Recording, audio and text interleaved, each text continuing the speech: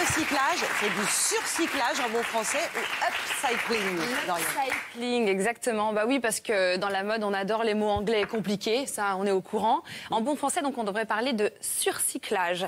Et ça vous avance pas forcément beaucoup non plus de savoir comment on le dit en français. Donc, je vais vous expliquer le concept. Je suis même venue avec plein de vêtements dont on va parler aujourd'hui. C'est l'une des grandes tendances en ce moment dans la mode, le surcycling ou l'upcycling. Et c'est le fait de prendre un vêtement ou un tissu qui, à la base, devait aller à la poubelle. Donc, un vieux rideau, un bout de tapis, les invendus d'une marque, une vieille collection.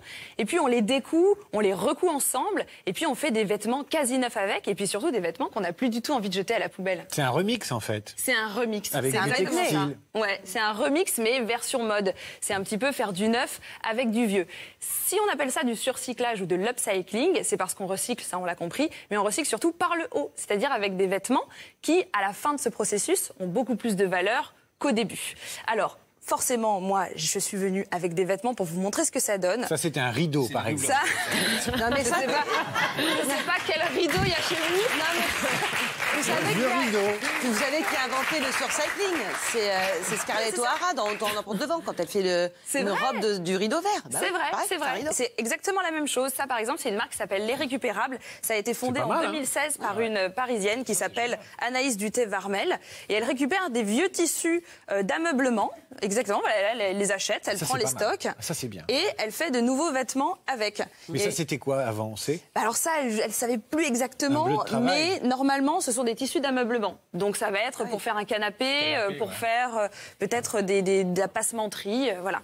Il y a une autre marque qui est pionnière en la matière qui s'appelle Andrea Cruz. Donc là, elle a mélangé un t-shirt avec un foulard, tout à fait. Ouais. Et elle les a mélangés ensemble. Donc elle a des stocks un petit peu partout en Europe, à Berlin, etc. Donc évidemment, il y en a pour tous les goûts et il y a de tous les résultats. Comme avec notamment aussi ce t-shirt qui a été élaboré à partir d'écharpes de foot vintage par la marque Enfants du Cartel.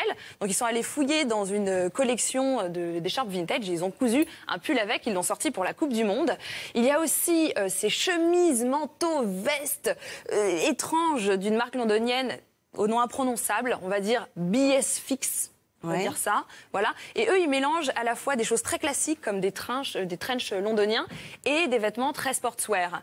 Il y a d'autres marques, forcément, qui sont surcyclées et qu'on verrait tout à fait dans des boutiques normales, entre guillemets. C'est-à-dire qu'on se doute pas que c'est surcyclé, comme la marque américaine Reformation, qui fait des choses très féminines, notamment des robes de mariée. Et là, ça cartonne. Pareil, ils vont chercher un petit peu dans des stocks un peu partout. Il y a une marque parisienne aussi qui s'appelle Supermarché. Voilà, avec deux modèles absolument souriants et sympathiques qui nous vendent une combinaison et un t-shirt tout à fait portable et qui proposent des vêtements pensés pour le quotidien mais à base de matières récupérées. Le luxe aussi est intéressé par l'upcycling ou le surcyclage. Là, c'est une collection d'une créatrice qui s'appelle Marine Serre, qui défile d'ailleurs demain à la Fashion Week de Paris. Et pareil, elle récupère des chutes de vêtements de luxe et elle en refait de nouveau. Donc c'est pas moins cher en fait finalement le Ça dépend, en fait, ça dépend. Ça peut être moins cher. Ça peut être moins cher. Supermarché par exemple, c'est une marque qui est très accessible. Un t-shirt, ça va coûter à peu près 20 €. Marine Serre, c'est du vêtement de luxe. On est sur des prix qui flirtent avec les étoiles, on va dire ça. Alors... Oui, non ? Allez-y, on a... Alors, non, ce qui se passe, en fait, c'est qu'on pourrait s'imaginer que c'est une simple mode, finalement, l'upcycling, et que dans 6 mois, on n'entendra plus parler de ça, un petit peu comme beaucoup de choses dans la mode, alors que pas du tout. Il y a un vrai combat derrière cette tendance, puisqu'il s'agit en réalité de sauver la planète. L'industrie du textile, c'est la deuxième industrie la plus polluante au monde après l'industrie pétrolière et la deuxième industrie la plus gourmande en eau après l'agriculture. L'idée pour les créateurs maintenant, c'est de se servir dans les restes plutôt que d'épuiser la planète et les ouvriers qui fabriquent nos t-shirts. Merci beaucoup, Lauriane. Merci à tous les deux d'être venus sur notre plateau nous parler de tout ça. C'est beaucoup d'expositions, notamment celle au Grand Palais jusqu'au mois de janvier. David, je vous laisse essayer ce beau blouson.